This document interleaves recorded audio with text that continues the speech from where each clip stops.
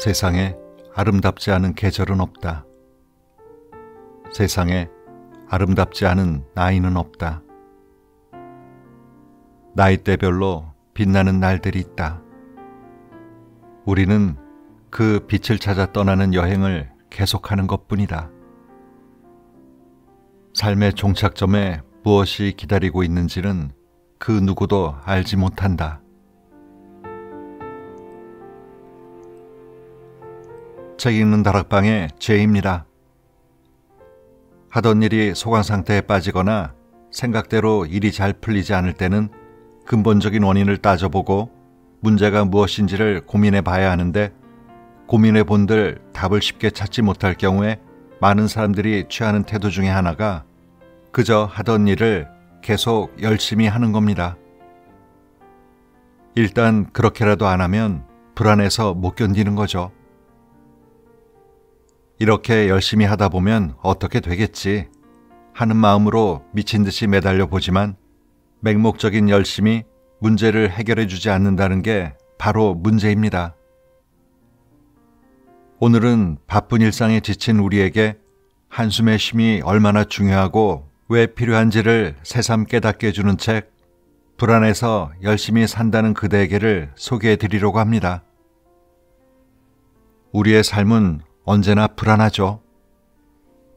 지금 돈을 벌어놓지 않으면, 지금 직장을 옮기지 않으면, 지금 집을 사지 않으면, 지금 승진을 못하면, 이와 같은 이유들로 우리의 몸과 마음은 쉴 틈이 없습니다. 하지만 얼마만큼의 돈, 얼마나 큰 집, 어디까지 승진해야 이 갈증이 멈춰질까요?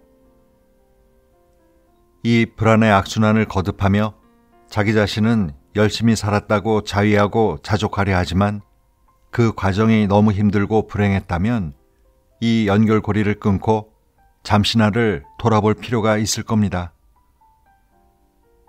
이 책의 저자인 이안정 씨는 중고등학교 국어교사로 그리고 작가로 활동 중인데요. 불안 없이 살아갈 수는 없지만 적어도 불안 속에서만 살지 않기를 바라는 마음으로 이 책을 썼다고 합니다. 그럼 삶이 동화처럼 빛나는 그 순간을 기대하며 사는 모든 이들에게 작가가 전하고 싶은 이야기를 함께 들어보실까요?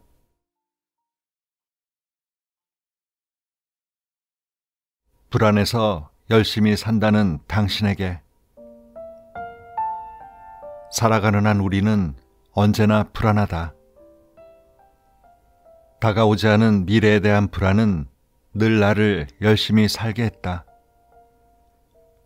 무엇인가를 하지 않으면 뒤처지는 것 같았고, 왜 달리는지도 모르고 뛰는 마라톤 선수처럼 계속 달려야만 살아있다 생각했다. 임용고시를 보기 위해 하루 4시간만 자며 다리가 붓도록 도서관에 앉아서 공부를 했다. 그렇게 내가 바라던 교사가 되었고, 누가 깨우지 않아도 새벽에 일어나 학생들보다 더 일찍 출근을 했다. 그리고 밤늦도록 야근과 출장을 다녔다. 무엇을 위해 나는 쉬지 않고 달리기만 했던 것일까? 그때 나는 목표를 이루면 행복한 사람이 된다고 생각했다. 그래서 꿈을 가지고 사는 이들을 동경했고, 그들의 자서전을 읽으며 내가 가르치는 학생들에게도 꿈을 가지라고 이야기했다. 하지만 목표만을 이루기 위해 수많은 행복을 잊고 지내서는 안 된다는 것을 깨달았다. 꿈은 결국 행복 위에서 자라나야 한다. 하지만 우리는 불안 위에 꿈을 심는다. 그러다 보니 목표를 이뤄냈어도 만족하지 못하며 행복해지기 위해 불안 위에 또 다른 꿈을 담는다. 불안하니까 지금 달리지 않으면 안 된다는 생각이 우리를 더 불안하게 만든다. 안정된 직장, 자동차, 집이 우리에게 편안함을 줄 수 있을지는 모르지만 불안을 해소해 주지는 못한다. 불안한 미래에 대한 행복을 얻기 위해 우리는 지금 누릴 수 있는 행복을 잠시 접어둔다. 어렵게 들어간 직장에서 인정받기 위해서 가족과의 저녁 식사를 뒤로 하고 야근을 한다. 더 열심히 일하고 더 열심히 공부하고 누구보다 열심히 살았지만 행복하지 않았다라고 말하는 사람들의 이야기를 주변에서 듣곤 한다. 그들은 왜 행복하지 않았던 것일까? 그건 행복은 경쟁이 아니기 때문이다. 내가 다른 사람보다 더 행복하다고 해서 다른 사람이 불행한 것은 아니다. 우리는 타인을 바라보며 자신을 본다. 그래서 타인은 나를 비추는 거울이라고 하지 않는가? 하지만 타인보다 그 전에 자신이 먼저 존재해야 한다. 나의 행복을 타인과 비교해서는 안 된다. 누구보다 더 열심히가 아닌 스스로에게 열심히 사는 삶을 살아야 한다. 그러기 위해서는 싫다라고 말할 수 있는 용기를 가져야 한다. 싫은 것이 있어도 싫다고 말하지 못하는 삶은 행복하지 않다.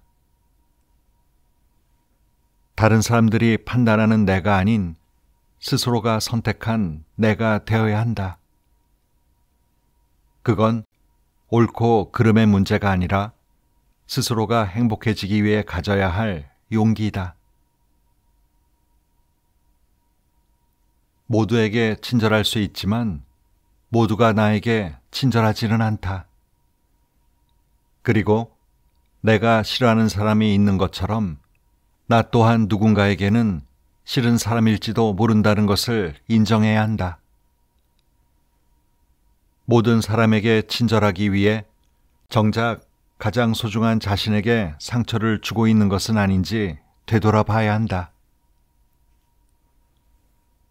내가 가장 좋아하는 말 중 하나가 다 먹고 살자고 하는 일인데 라는 말이다. 생각해보면 나도 당신도 모두 먹고 살자고 하는 일들일 뿐이다. 불안 없이 살아갈 수는 없지만 적어도 불안 속에서만 살지 않기를 바란다. 열심히 사는데 왜 힘들까요? 열심히 살면 살수록 삶이 더 힘들다고 느껴질 때가 있다. 직장에서도 일을 많이 하면 할수록 더 많은 일을 맡게 된다. 왜 열심히 사는 사람이 더 힘든 세상이 되어버린 것일까? 너무 많은 일을 혼자서 하다 보면 능력 있다라는 말도 듣지만 오히려 오해와 시기, 질투를 받아 곤경에 처하기도 한다. 저 사람은 승진을 목적으로 사니까 더 많은 일을 해야 해 라는 말도 안 되는 논리로 누군가는 비난한다. 왜 승진을 목적으로 살면 다른 사람보다 더 많은 일을 해야 하는 것일까? 그럼 승진을 하지 않을 사람이라면 아무 일도 하지 않고 월급만 받으면 된다는 말인가? 일은 잘하는데 자신과 맞지 않으면 공격하는 사회. 일은 못해도 자신의 비위를 잘 맞추면 사회생활 잘하는 사람. 일도 못하고 성격도 좋지 않으면 실패자가 되는 삶. 다른 사람들이 커피를 마시고 수다를 떨면 아무리 바빠도 하던 일을 멈추고 함께 해야 한다. 그걸 무시하고 혼자서 독불장군처럼 앉아 일만 하면 뒷말의 대상이 되고 그런 일이 반복될수록 의도하지 않게 미움의 대상이 된다. 정규직이 아닌 경우에는 무조건 견디고 참아야 한다는 사회에서의 규칙은 누가 만들어 놓은 것일까? 나보다 더 좋은 인맥을 가진 사람이 힘이 센 사회의 먹이사슬. 그 안에서 실력이 아닌 다른 무엇인가로 패배 아닌 패배를 맛본 사람들은 삶의 희망을 점점 잃어만 간다. 그래서 이직을 하지만 결국 상황은 달라지지 않는다. 과연 무엇이 문제인 것일까?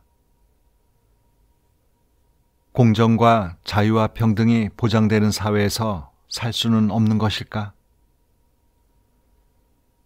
이렇게 딜레마에 빠지게 되는 순간 어른이 된 것을 실감한다. 직장에서의 갑질로 심한 스트레스를 받으며 과중한 업무까지 맡으면서도 무조건 참고 견뎌야 하는 것일까?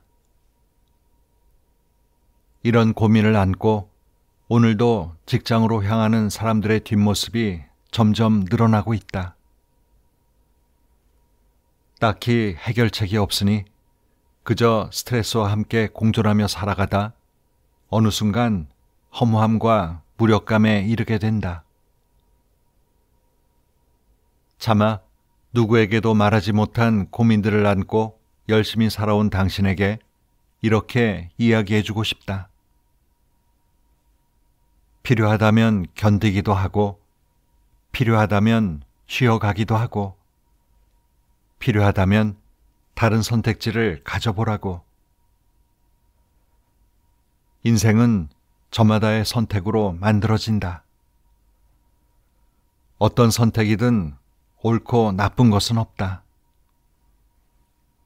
가는 길이 멀면 쉬어갈 수도 있고, 여력이 된다면 쉬지 않고 갈 수도 있는 것이다.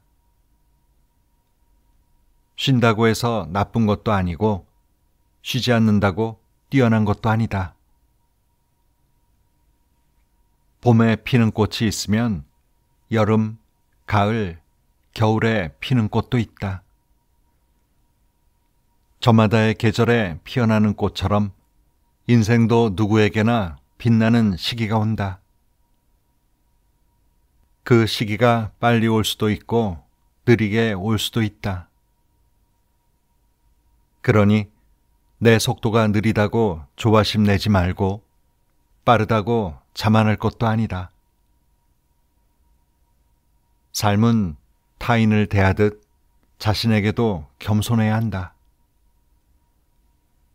힘들고 모든 것이 무너져 버릴 것 같다고 생각한 순간 당신은 다시 한번 더 성장할 기회를 얻는 것이다. 천천히 걷다 보면 나도 모르게 지나쳤던 것들이 보일 때가 있다. 인생도 내가 걷는 속도대로 보이는 것은 아닐까? 열심히 무조건 걷다 보면 목적지에 빠르게 도착할 수 있다. 하지만 열심히 천천히 걷다 보면 목적지에 늦게 도착하더라도 그 안에 다른 새로운 것을 보게 된다. 세상은 쉽게 무너져 내리지 않는다. 그러니 아무리 힘들어도 자신의 속도를 인정해주고 서두르지 말기를. 어차피 삶의 종착점은 모두가 같지 않은가? 그 여정을 즐기고 마음을 잘 관리하여 빛나는 자신의 자리를 찾기 바란다. 타인의 말에 쉽게 휘둘리지 않는 마음의 근육을 기르고 누구보다 열심히 살아온 당신을 존중하기를. 배가 고프면 아직은 괜찮다는 것이다. 눈을 뜨자마자 배가 고파 밥을 먹는다. 저녁을 많이 먹고 잤는데도 배가 고픈 요즘 생각해보니 먹는 양이 예전보다 늘었다. 스트레스를 받다 보니 자꾸만 먹을 것을 찾게 된다. 사람들은 마음의 평화를 찾기 위해 일련의 행동들을 하게 되는데 나의 경우에는 먹는 것이었다. 마음이 불안하면 우리의 뇌는 가장 민감하게 받아들인다고 한다. 스트레스를 받으면 뇌에서 자극적이고 빠르게 섭취할 수 있는 음식을 먹으라는 신호를 보낸다. 그럴 때면 아침을 좀 더 천천히, 잠을 좀 더 많이 자려고 노력한다. 피할 수 없는 스트레스는 직장인의 운명과도 같은 것이다. 그렇다면 우리의 행복감을 높이기 위해 스트레스를 어떻게 해소해야 하는 것일까? 해답은 바로 자신의 일상 속에 있다. 당신은 하루 중 가장 많이 만나는 직장 동료와 어떻게 지내고 있는가? 직장에서의 스트레스 중 가장 많은 부분을 차지하는 것은 업무를 포함한 인간관계이다. 안타깝게도 스트레스 없는 직장은 없다. 그렇다면 가능한 한 스트레스를 최소화할 수 있는 방법은 없는 것일까?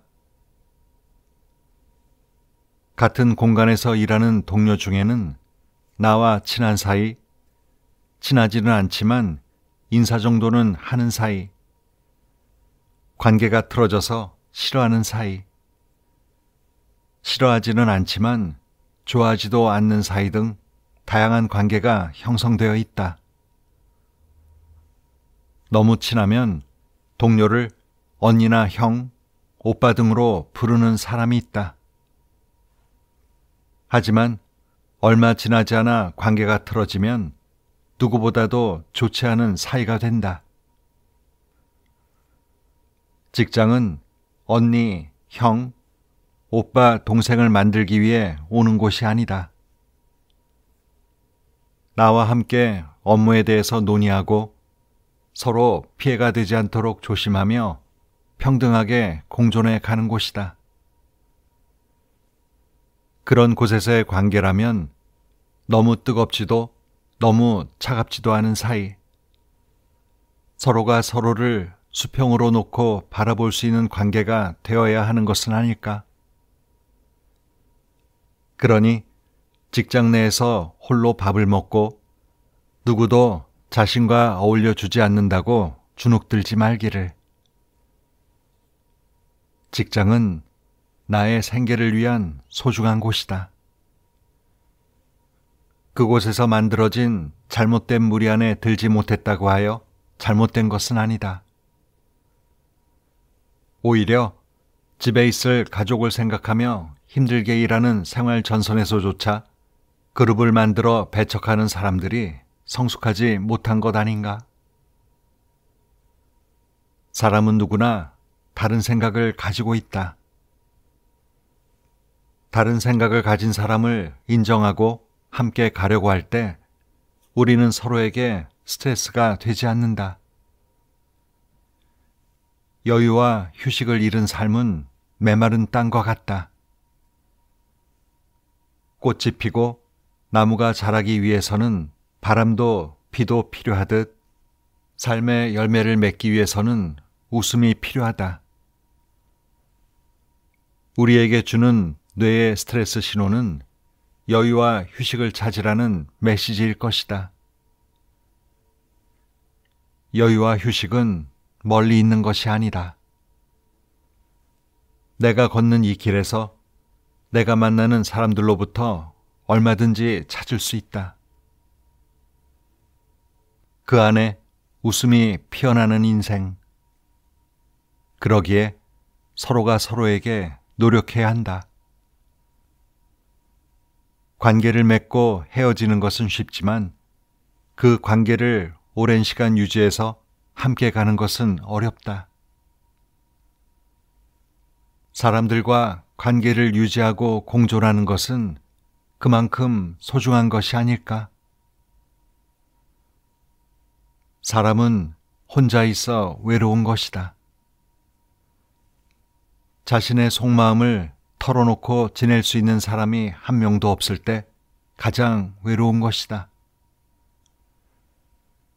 관계는 여러 사람과의 만남보다 그 깊이의 문제인 것이다.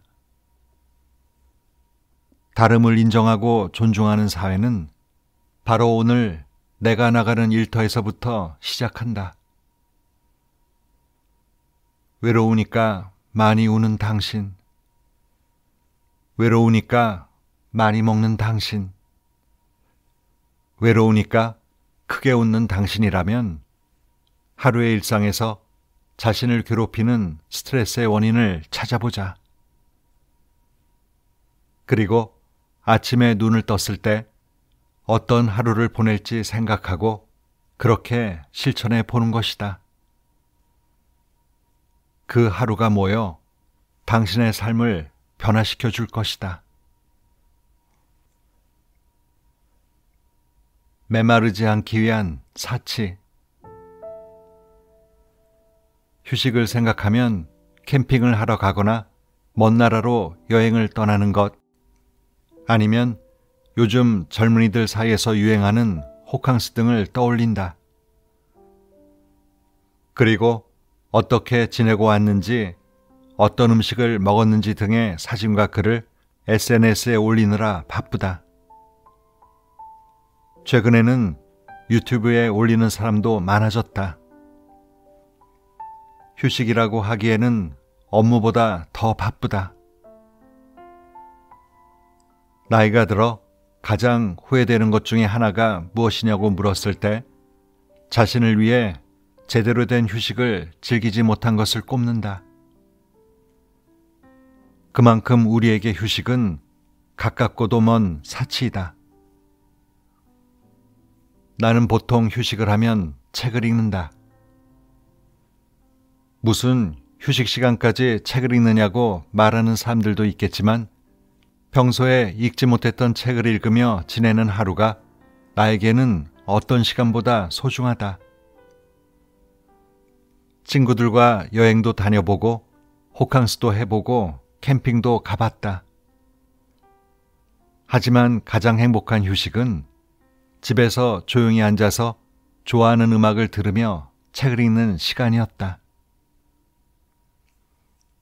바쁜 일정으로 가는 여행에서는 바쁘게 걸어다닌 것만 기억이 난다. 어떤 여운도 느끼지 못했다. 오히려 동네 산책길을 걸으며 조용히 생각하는 시간이 더 큰 감동을 줄 때가 있었다. 어린 시절에는 놀지 말고 공부해라 라는 말을 자주 듣는다. 하지만 어른이 된 지금은 일만 하지 말고 놀아라 라고 말해주고 싶다. 바쁜 일상 속에 지친 우리는 노는 것도 하나의 과제처럼 느끼고 있다. 휴식만큼은 누군가에게 보여주기 위함이 아닌 온전히 자신만을 위한 쉼이어야 한다. 그러기 위해 자신이 무엇을 좋아하는지, 어떤 것을 해보고 싶은지 등에 대한 답을 찾기 위해 끊임없이 부지런해져야 한다. 흔히 논다는 것을 아무것도 하지 않고 있는 무기력의 상태라고 생각한다. 하지만 제대로 쉼을 즐길 수 있게 된다면 논다라는 것이 얼마나 바쁘고 부지런한 일인지를 알게 된다. 자기 속에서에서 항상 물어보는 것 중 하나가 바로 취미생활이다. 하지만 자기 소개서 속 대표적인 취미생활은 영화 감상, 독서 등으로 신기할 만큼 모두가 비슷한 취미생활을 가지고 있다. 왜 우리는 취미까지 비슷해진 것일까? 어쩌면 취미생활을 즐길 여유조차 없이 입시, 취업 등의 생활전선에 내몰리다 보니 바쁘지 않으면 안 되는 삶을 살게 된 것은 아닐까? 혼자서 놀고 있으면 남보다 뒤떨어지는 것 같아 불안해지면 이전보다 더 열심히 일을 한다. 우리는 열심히 일하지 않아 불행한 것이 아니라 쉬지 않아 행복하지 않은 것이다. 이제는 열심히 살아온 삶만큼 쉼에서도 부지런해지자.